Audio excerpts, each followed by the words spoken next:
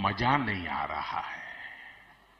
हम करते हैं प्रबंध, आप चिंता मत करें। आपको नहीं पता मेरी भी मां मर चुकी है, मेरी भी मां मर चुकी है, और मेरी भी मां को इनके राष्ट्रीय प्रवक्ता जो नरेंद्र मोदी जी के सबसे नजदीक हैं, प्रेम शुक्ला, उन्होंने भरे मंच पर, आपके मंच पर गाली दी थी। और आपने उनके पिताजी के लिए क्या कहा था बताइए? नहीं कहा था, मैं राजनीति छोड़ दूंगा। अगर अब मैं ये बीच में अब दूसरों के Gaurav ji, let him complete. एक लाइन मैं आपसे जवाब लूंगी, एक लाइन मैं आपसे जवाब लूंगी। मैं एक लाइन बोलूंगा, उसके बाद चुप हो जाऊंगा इनके क्या? सम्मान में। क्या लाइन ये है, वीडियो दर वीडियो दूसरे के बाप और माँ को गाली देंगे, ठीक है, और हो गया। अपने पे आएगी तो Let him आग complete. लगेगी। ये भी गलत है, Let him जान complete. लीजिए। मैं जिम्मेवारी से कहता हूं, मैंने अगर प्रेम शुक्ला के पिताजी को अगर कोई गाली दी हो या उनकी मां को गाली दी हो तो मैं राजनीति तक छोड़ने के लिए तैयार हूं। लेकिन ये लोग मेरी मरी हुई मां को, मेरी भी मां क्या नाम जो है इस दुनिया में नहीं है, और मेरी भी मरी हुई मां जो है इस समय राजनीति में भी नहीं थी।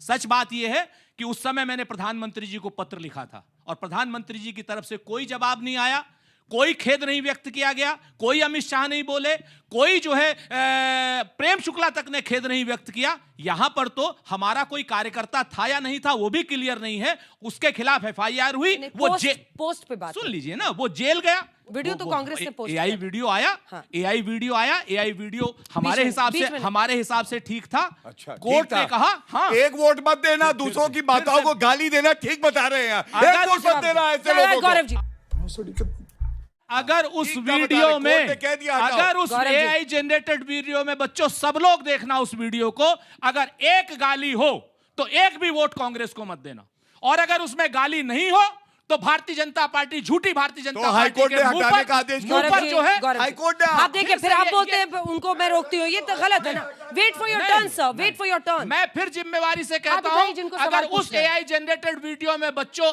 एक भी कांग्रेस ने गाली दी हो तो कांग्रेस को वोट मत देना, ठीक है, चलिए। और अगर गाली नहीं दी हो तो भाजपा को वोट मत देना।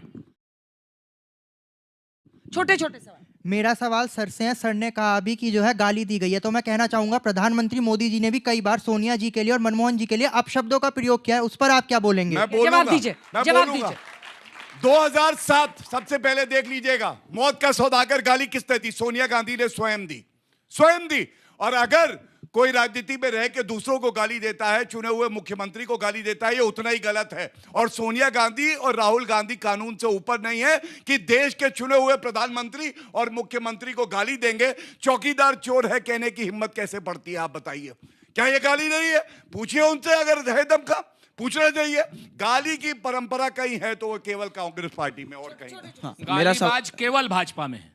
मेरा सवाल गौरव जी से है कि जैसे अशोक गहलोत जी ने राजस्थान के अंदर जब महिलाओं के लिए योजना लाए तो आपकी पार्टी ने कहा था कि ये एक लुभावना हो गया। जब यूपी के अंदर प्रियंका गांधी जी ने कहा था कि जब लड़की है लड़ सकती है तो आप उसे राजनीति कहते हैं, तो जब बिहार के अंदर जब आप योजना लेके आ रहे हैं तो उसको महिला सशक्तिकरण कैसे कह सकते हैं? शाबाश बेटा, बहुत बढ़िया मुन्ना। लड़की हूं, लड़ सकती हूं कह रहे हैं ना आप मुझे बताइए, उत्तर प्रदेश में कितनी सीटें आई? 2।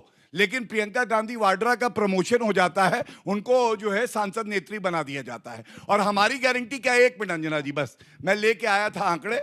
मध्य प्रदेश में मुख्यमंत्री लाडली बहन योजना 1500 रुपए, महाराष्ट्र में लाडकी बहन योजना, दिल्ली में हमने योजना शुरू करी, ओडिशा में करी, हरियाणा में दीनदयाल लाडो लक्ष्मी योजना। हर जगह पे अपना वादा पूरा कर रहे हैं और सालों साल से चल रहा है, एक इलेक्शन में नहीं।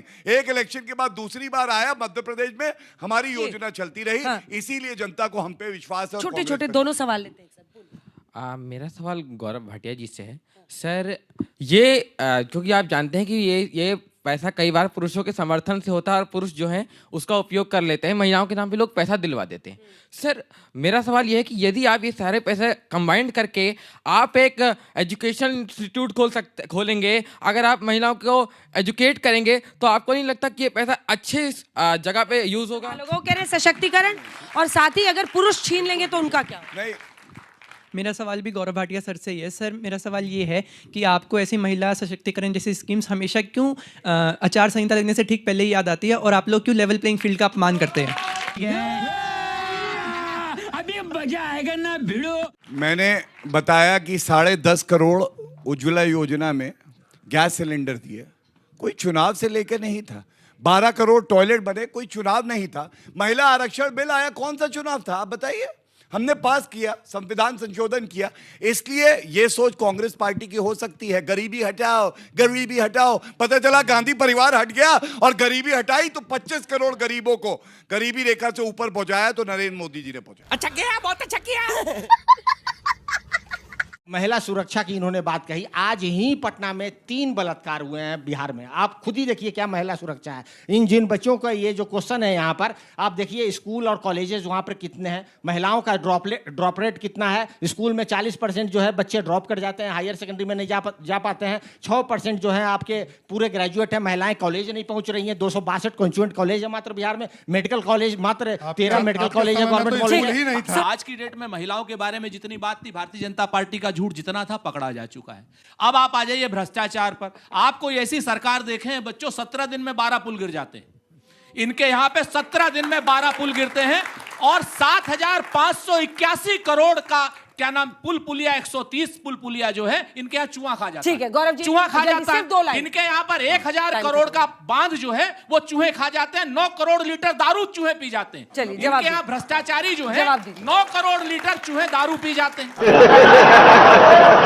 सच बात यह है कि 8 साल से इन्होंने 40 करोड़ रुपए की लूट की है और लूट भी कैंसर के पेशेंट जैसे लोगों से की है इन्होंने। वो पैसा कब वापस देंगे भाई? ऑपरेशन सिंदूर की बड़ी बड़ी बातें कर रहे हैं। पाकिस्तान के साथ क्रिकेट खेलने वाले लोग ऑपरेशन सिंदूर की बातें नहीं कर सकते। ये शर्म की बात है जो लोग पाकिस्तान से क्रिकेट खेल रहे हैं और पाकिस्तान से क्रिकेट भी खेल रहे हैं, व्यापार के लिए क्रिकेट खेल रहे हैं और तीसरा मैच भी अब खेलने जाएंगे। पहले से इन्होंने संयोग नहीं किया, प्रयोग किया है। पहला मैच खेले, दूसरा मैच खेले और अब फाइनल मैच भी पाकिस्तान के साथ खेलने जा रहे हैं। तुम्हें शर्म है कुछ?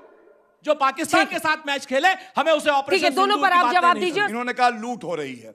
अंजना जी, इनको यह भी नहीं पता है अगर 55 लाख करोड़ रुपए आया तो 45 लाख करोड़ रुपए हमारे भाई बहनों को डायरेक्ट बेनिफिट ट्रांसफर में नरेंद्र मोदी जी ने दिया। 1 रुपया किसी ने खाया नहीं। जैसे कांग्रेस की सरकार में 1 रुपया चलता था, 90 पैसे खा जाते थे, 10 पैसा पहुंचता था जनता तक। आज रिपब्लिक डे में जो परेड निकलती है, हमारी बहन उसका नेतृत्व करती है, लीड करती है। एक उदाहरण दे दे कांग्रेस पार्टी, अगर इनके समय में कभी भी ऐसा हुआ हो कि महिलाओं को उचित स्थान दिया हो, नहीं दिया हो। आज देश की राष्ट्रपति महिला हैं, द्रौपदी मुर्मू जी हैं, जिनके लिए ये लोग अपशब्द कहते हैं। फाइनेंस मिनिस्टर निर्मला सीतारमण है, कैबिनेट में 10 से ज्यादा महिला मंत्री हैं। ये क्या दिखाता है?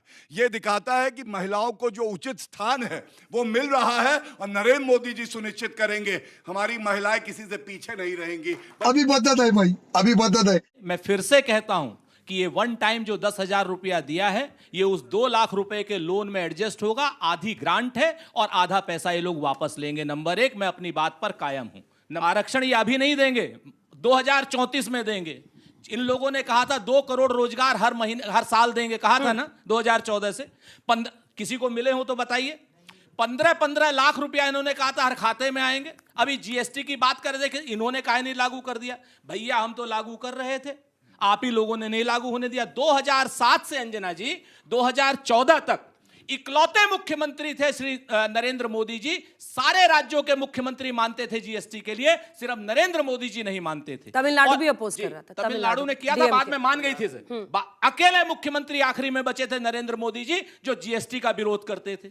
जीएसटी हम लोग लागू करना चाहते थे, लेकिन अब आज की डेट में भाई इनके पास सत्ता है तो इन्होंने हमारी लागू की। हमने इनसे कहा था कि 2 स्लैब लागू करो। 40 लाख करोड़ की लूट करने वाला आदमी आज की डेट में छूट की बात कर रहा है। लुटेरे भी नरेंद्र मोदी और छूट देने वाले भी नरेंद्र मोदी।